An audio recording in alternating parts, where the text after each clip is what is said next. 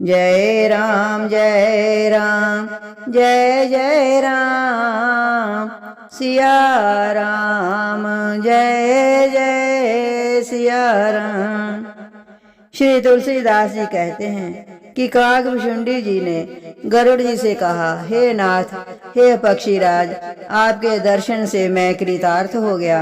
आप जो आज्ञा दें मैं अब वही करूं। हे प्रभु, आप किस कार्य के लिए आए हैं? पक्षीराज गरुड़ जी ने कोमल वचन कहे, आप तो सदा ही कृतार्थ रूप हैं, जिनकी बड़ाई स्वयं महादेव जी ने आदर पूर्वक अपने श्री मुख से की है। हे तात सुनिए, मैं जिस कारण से आया था वह सब कार्य तो यहाँ आते ही पूरा हो गया। फिर आपके दर्शन भी प्राप्त हो गए। आपका परम पवित्र आश्रम देखकर ही मेरा मोह, संदेह और अनेक प्रकार के भ्रम सब जाते रहे। अब हे तात, आप मुझे श्री राम जी की अत्यंत पवित्र करने वाली, सदा सुख देने वाली और दुख समूह का नाश करने वाली कथा आदर सहित सुनाइए। हे प्रभु, मैं बार बार आपसे यही विनती करता हूँ। गरुड़ जी की विनम्र, सरल, सुंदर, प्रेम युक्त, सुखप्रद और अत्यंत पवित्र वाणी सुनते ही भुशुंडी जी के मन में परम उत्साह हुआ और वे श्री रघुनाथ जी के गुणों की कथा कहने लगे। हे भवानी, पहले तो उन्होंने बड़े ही प्रेम से रामचरितमानस सरोवर का रूपक समझाकर कहा, फिर नारद जी का अपार मोह और फिर रावण का अवतार कहा, फिर प्रभु के अवतार की कथा वर्णन की। तदनंतर मन लगाकर श्री राम जी की बाल लीलाएं कही। मन में परम उत्साह भरकर अनेकों प्रकार की बाल लीलाएं कहकर फिर ऋषि विश्वामित्र जी का अयोध्या आना और श्री रघुवीर जी का विवाह वर्णन किया। फिर श्री राम जी के राज्याभिषेक का प्रसंग, फिर राजा दशरथ जी के वचन से राजरस में भंग पड़ना, फिर नगर निवासियों का विरह, विषाद और श्री राम लक्ष्मण का संवाद कहा। श्री राम का वनगमन, केवट का प्रेम, गंगा जी से पार उतरकर प्रयाग में निवास, वाल्मीकि जी और प्रभु श्री राम जी का मिलन और जैसे भगवान चित्रकूट में बसे वे सब कहा। फिर मंत्री सुमंत्र जी का नगर में लौटना, राजा दशरथ जी का मरण, भरत जी का ननिहाल से अयोध्या में आना और उनके प्रेम का बहुत वर्णन किया। राजा की अंत्येष्टि क्रिया करके नगर निवासियों को साथ लेकर भरत जी वहां गए जहां सुख की राशि प्रभु श्री रामचंद्र जी थे। फिर श्री रघुनाथ जी ने उनको बहुत प्रकार से समझाया, जिससे वे खड़ाऊ लेकर अयोध्यापुरी लौट आए। ये सब कथा कही। भरत जी की नंदीग्राम में रहने की रीति, इंद्रपुत्र जयंत की नीच करनी और फिर प्रभु श्री रामचंद्र जी और अत्रि जी का मिलाप वर्णन किया। जिस प्रकार विराट का वध हुआ और शारभंग जी ने शरीर त्याग दिया, वे प्रसंग कहकर फिर सुतीक्ष्ण जी का प्रेम वर्णन करके प्रभु और अगस्त्य जी का सत्संग वृतांत कहा। दंडक वन का पवित्र करना कहकर फिर भुशुंडी जी ने गृहराज के साथ मित्रता का वर्णन किया। फिर जिस प्रकार प्रभु ने पंचवटी में निवास किया और सब मुनियों के भय का नाश किया और फिर जैसे लक्ष्मण जी को अनुपम उपदेश दिया और शूर्पणखा को क्रूप किया, वे सब वर्णन किया। फिर खरदूषण वध और जिस प्रकार रावण ने सब समाचार जाना, वे बखान कर कहा।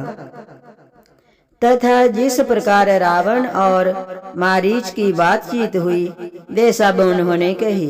फिर माया सीता का हरण और श्री रघुवीर के विरह का कुछ वर्णन किया। फिर प्रभु ने गिद्ध जटायु की जिस प्रकार क्रिया की, कबंध का वध करके शबरी को परम गति दी, और फिर जिस प्रकार विरह वर्णन करते हुए श्री रघुवीर जी पंपासर के तीर पर गए, वे सब कहा।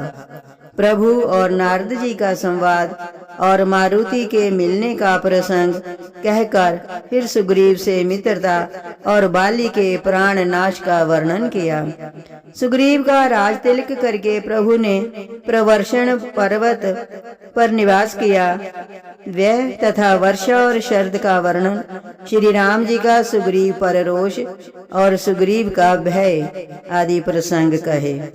जिस प्रकार वानर राज सुग्रीव ने वानरों को भेजा और वे सीता जी की खोज में जिस प्रकार सब दिशाओं में गए, जिस प्रकार उन्होंने बिल में प्रवेश किया और फिर जैसे वानरों को संपाति मिला, वह कथा कही।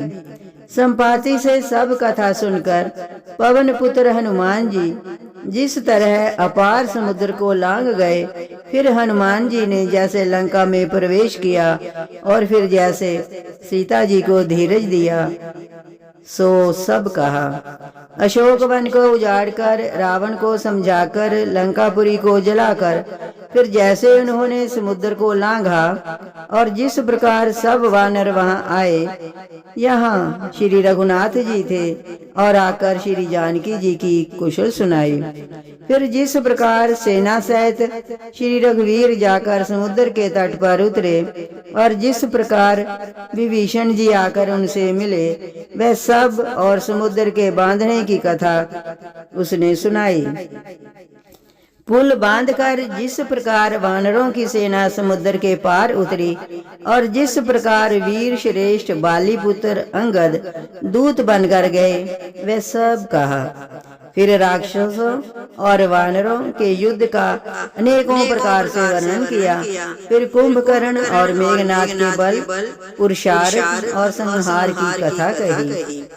नाना प्रकार के राक्षस समूहों के मरण तथा श्री रघुनाथ जी और रावण के अनेक प्रकार के युद्ध का वर्णन किया।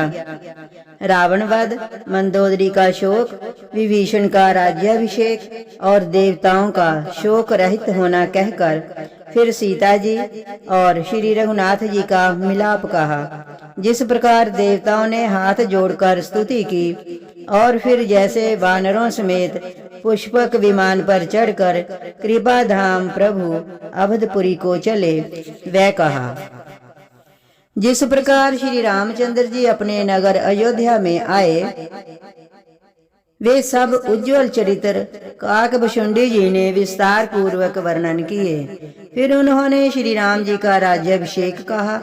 शिव जी कहते हैं, अयोध्यापुरी का और अनेक प्रकार की राजनीति का वर्णन करते हुए भुशुंडी जी ने सब कथा कही जो हे भवानी मैंने तुमसे कही। सारी राम कथा सुनकर पक्षीराज गरुड़ जी मन में बहुत उत्साहित होकर वचन कहने लगे।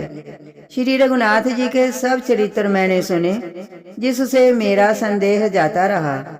हे काक शिरोमणि, आपके अनुग्रह से श्री राम जी के चरणों में मेरा प्रेम हो गया। युद्ध में प्रभु का नागपाश से बंधन देखकर मुझे अत्यंत मोह हो गया था कि श्री राम जी तो सच्चिदानंद घन हैं, वे किस कारण व्याकुल हैं।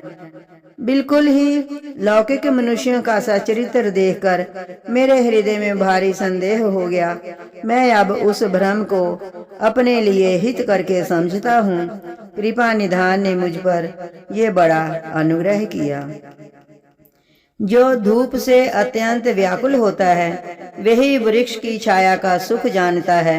हे तात, यदि मुझे अत्यंत मोह ना होता तो मैं आपसे किस प्रकार मिलता और कैसे अत्यंत विचित्र ये सुंदर हरि कथा सुनता जो आपने बहुत प्रकार से गाई है। वेद शास्त्र और पुराणों का यही मत है, सिद्ध और मुनि भी यही कहते हैं। इसमें संदेह नहीं है कि शुद्ध सच्चे संत उसी को मिलते हैं जिसे श्री राम जी की कृपा करके देखते हैं। श्री राम जी की कृपा से मुझे आपके दर्शन हुए और आपकी कृपा से मेरा संदेह चला गया। पक्षीराज गरुड़ जी की विनय और प्रेम युक्त वाणी सुनकर कागभुशुंडी जी का शरीर पुलकित हो गया। उनके नेत्रों में जल भर आया और वे मन में अत्यंत हर्षित हुए। हे उमा, सुंदर बुद्धि वाले, सुशील, पवित्र, कथा के प्रेमी और हरि के सेवक श्रोता को पाकर सज्जन अत्यंत गोपनीय, सबके सामने प्रकट न करने योग्य रहस्य को भी प्रकट कर देते हैं। कागभुशुंडी जी ने कहा, पक्षीराज पर उनका प्रेम कम न था, अर्थात बहुत था। हे नाथ, आप सब प्रकार से मेरे पूज्य हैं और श्री रघुनाथ जी के कृपा पात्र हैं। आपको न संदेह है और न मोह अथवा माया ही है। हे नाथ, आपने तो मुझ पर दया की है। हे पक्षीराज, मोह के बहाने श्री रघुनाथ जी ने आपको यहाँ भेजकर मुझे बड़ाई दी है। हे पक्षियों के स्वामी, आपने अपना मोह कहा, सो हे गोसाई, ये कुछ आश्चर्य नहीं है। नारद जी, शिव जी, ब्रह्मा जी और सनकादि, जो आत्म तत्व के मर्मज्ञ और उसका उपदेश करने वाले श्रेष्ठ मुनि हैं, उनमें से भी किस किस को मोह ने अंधा नहीं किया। जगत में ऐसा कौन है जिसे काम ने ना नचाया हो। कृष्णा ने किसको मतवाला नहीं बनाया, क्रोध ने किसका हृदय नहीं जलाया। इस संसार में कौन ऐसा ज्ञानी, तपस्वी, शूरवीर, कवि, विद्वान और गुणों का धाम है जिसकी लोभ ने विडंबना मिट्टी पलीत ना की हो। लक्ष्मी के मद ने किसको टेढ़ा और प्रभुता ने किसको बहरा नहीं कर दिया।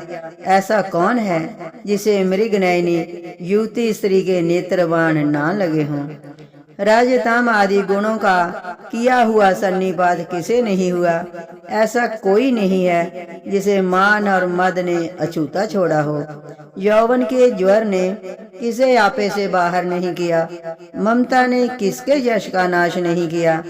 मत्सर, डाह ने किसको कलंक नहीं लगाया। शोक रूपी पवन ने किसे नहीं हिला दिया। चिंता रूपी सांपिन ने किसे नहीं खा लिया। जगत में ऐसा कौन है जिसे माया ना व्यापी हो। मनोरथ कीड़ा है, शरीर लकड़ी है। ऐसा धैर्यवान कौन है जिसके शरीर में ये कीड़ा ना लगा हो। पुत्र की, धन की और लोक प्रतिष्ठा की इन तीन प्रबल इच्छाओं ने किसकी बुद्धि को मलिन नहीं कर दिया, बिगाड़ नहीं दिया। ये सब माया का बड़ा बलवान परिवार है। ये अपार है, इसका वर्णन कौन कर सकता है। शिव जी और ब्रह्मा जी भी जिससे डरते हैं, तब दूसरे जीव तो किस गिनती में हैं। जय राम जय राम, जय जय राम, सिया राम, जय जय सिया राम।